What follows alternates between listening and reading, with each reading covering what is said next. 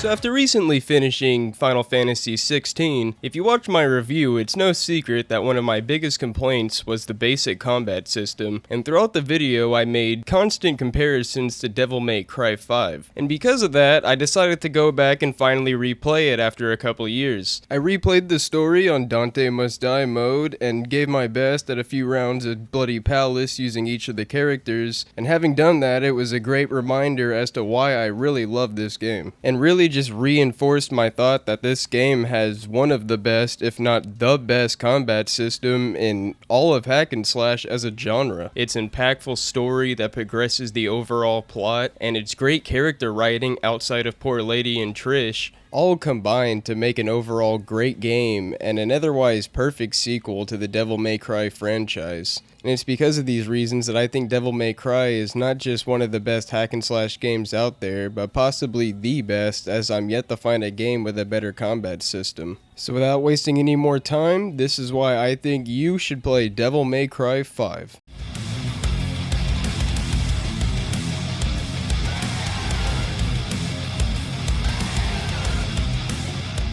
So before I even mention this story, we should probably talk about what really makes DMC5 shine, and that's its incredibly in-depth combat system, which features not just one playable character like most hack and slash games, but a total of 4, each with their own unique combat style and moveset, which keeps each of them feeling fresh and unique from each other, and can result in the game feeling entirely different depending on who you're playing as. And not just do you have 4 playable characters, but just about each one of them has a moveset more in depth than your average hack and slash game as a whole. These 4 characters consist of everyone's favorite and the jack of all trades Dante, who has the most complex moveset, great value Adam Driver, and a new character to DMC5 V, Nero making his return with a couple new gimmicks, and of course Dante's brother Virgil, who was eventually added as a DLC character. While I will be talking a little bit about everybody's moveset, I'll mostly be focusing on Dante's, as I personally find his to be the most enjoyable and by far the most complex. So I'll be starting with him, as I feel like more hack and slash games need to start following this formula. Hell, Final Fantasy XVI would have greatly benefited if it even had half of Dante's moveset. Don't you dare say it. Jackpot. It's kinda hard to even know where to start with Dante's moveset, considering he has 4 weapons, 4 guns, and 4 stances, so I guess I'll just start with the weapons. Dante has about 3 swords he uses throughout the game, but the one you get towards the end that'll definitely wind up being the main one you use is called the Devil Sword Dante. And guess how he gets this? He fucking stabs himself. But don't worry, cause guess what? Virgil also fucking stabs himself.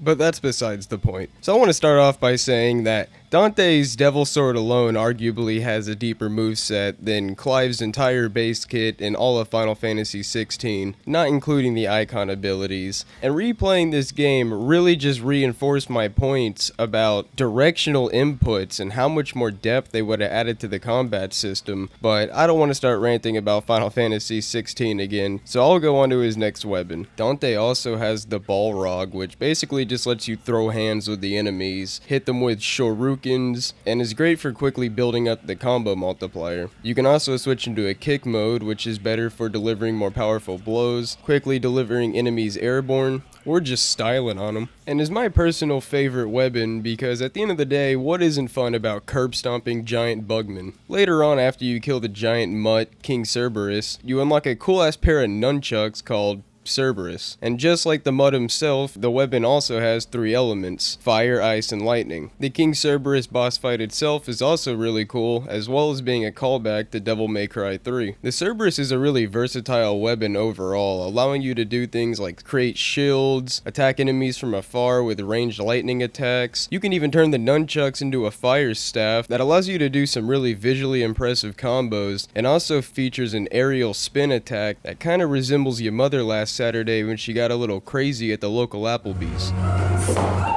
And last but not least, you have the Cavalera, which is a fucking motorcycle you use as a weapon. What more can you ask for? You can even ride it around the arena to chain into combos. It's definitely one of the most fun weapons to use in the entire game, and excels in slow but powerful combo attacks, while also having some of the most powerful aerial attacks in the game when using the Swordmaster stance. As you can see, Dante is basically a walking arsenal who could even give Kratos a run for his money in terms of weapon choice, and honestly he has some of the most unique and fun to use weapons I've seen in a hack and slash game so far. And all these over-the-top weapons allow you to do the most creative combos I have seen in any hack and slash game to this date. I'm not bad at the game, but I'm certainly wouldn't consider myself good. And after watching some of the combo videos I've seen on YouTube, I'm just left there sitting at the screen feeling like this.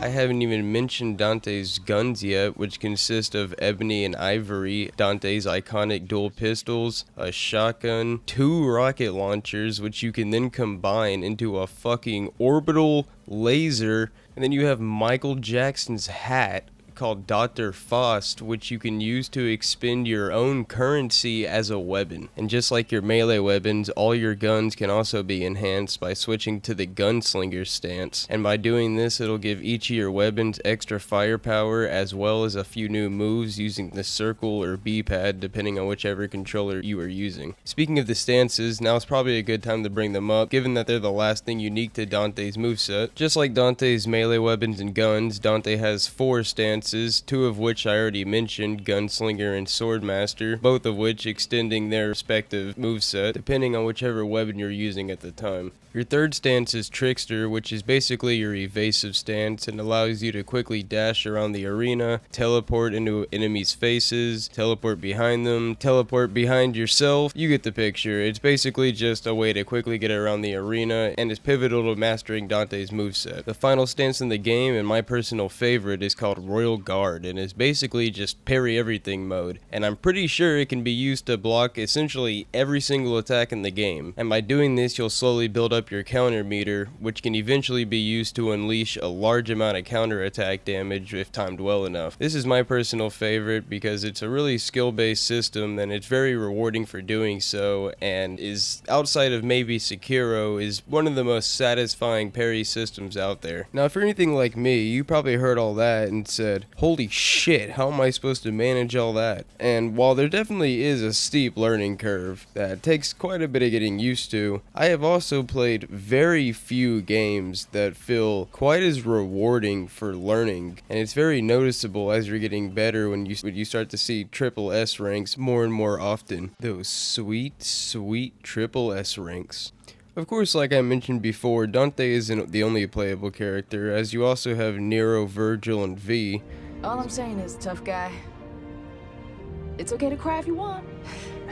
I'm Devils not cry. crying. Devils cry. I'm not gonna Kittens cry. cry. Will you Meow. shut up? Will you Puppies stop cry. it? Look at you. You're Why don't you nobody's cry on my crying, all shoulder? right? Stop Come saying on, cry on cry. my shoulder. I know you You wanna. say cry again. Devil may cry.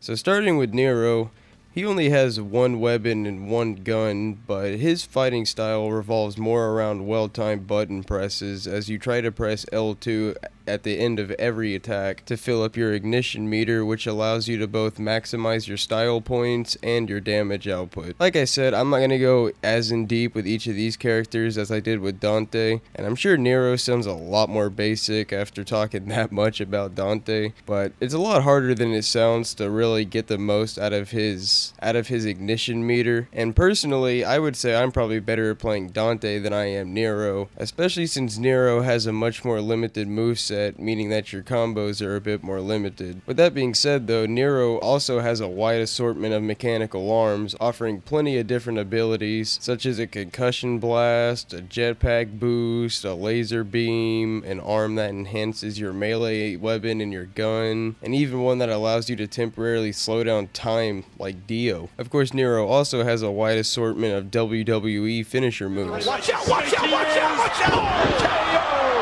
KO! Here's the cover. So while Nero may not appear as initially complex as Dante, he certainly requires a different set of skills to play efficiently, and it'll never get old putting a demon into an armbar. And anyone out there who's mastered the ignition meter, you have my respect, because that shit is not easy, and I swear I still miss it 75% of the time.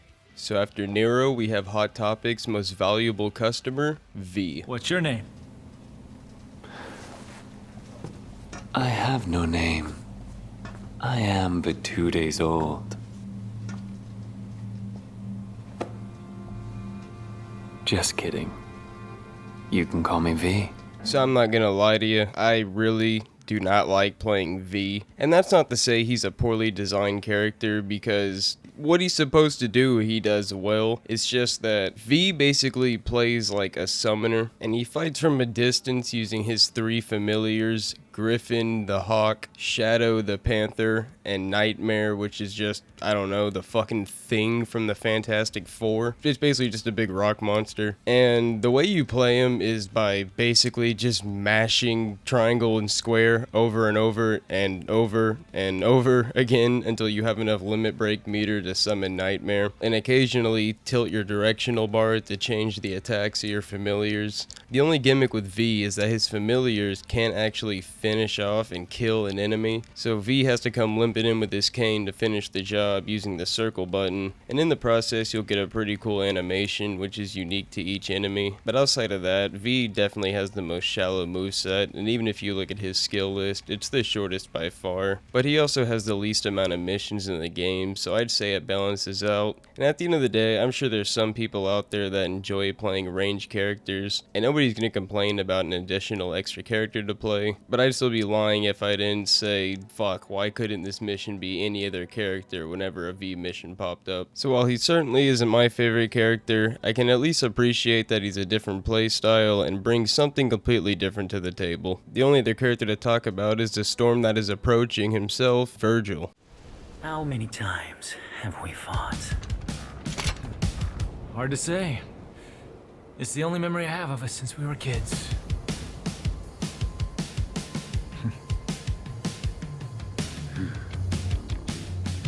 Time to finish this, Virgil.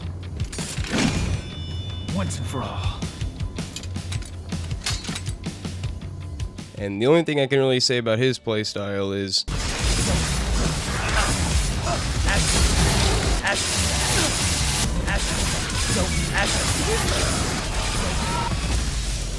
Virgil basically plays like a more offensive version of Dante, with the exception of one less weapon and only one ranged weapon, his Mirage Blades, although you can do multiple things with them, making a very well-rounded tool. So despite only having one, it really isn't a disadvantage, and Virgil is pretty OP overall, and it's well known to the community. And unlike Dante, Virgil has 3 super attacks that he can use with each of his melee weapons when combined with his Sin Devil trigger. Virgil can also summon a clone of himself that will perform a copy of whatever moves you are, which can basically lead to double damage and absolutely melts the health bar of any boss. Personally, I still prefer playing Dante more, only really due to his Royal Guard and just having a tad bit more variety, but Virgil is still an extremely fun character to play, and you can pull off some crazy combos, especially when you time his Mirage Blade at the end of any combo, like I showed in the opening segment. Virgil also has a concentration bar which slowly builds up as you don't take any damage, and increases the attack speed and damage of your attacks, as well as allowing you to block attacks by standing perfectly still and not pressing any other buttons on the controller. In terms of variety and overall complexity, I would probably place Virgil below Dante, but above Nero, and certainly above V, which basically just consists of pressing 2 buttons.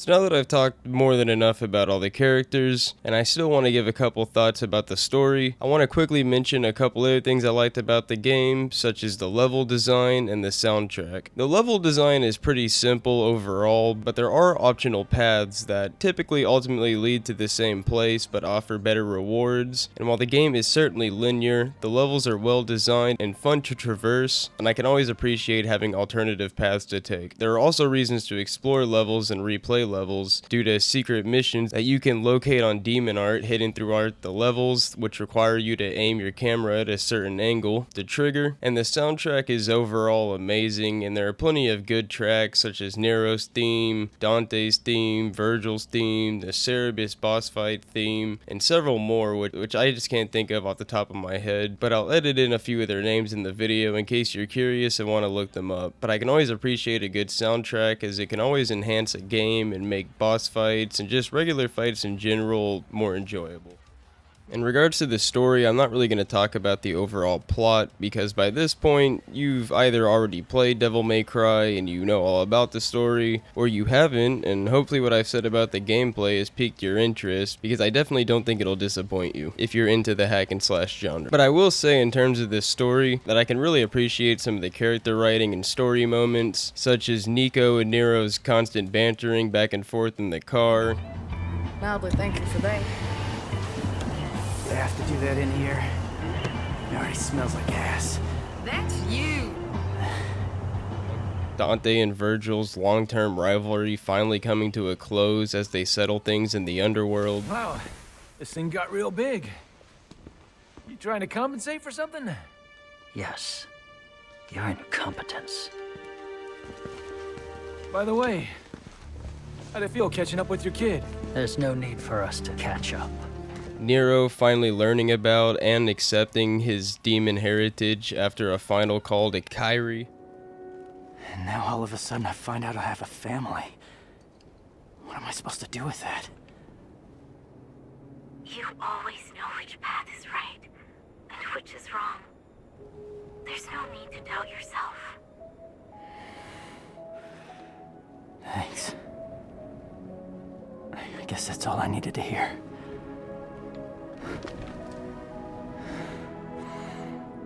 I have one last thing to take care of. And then I'm coming home.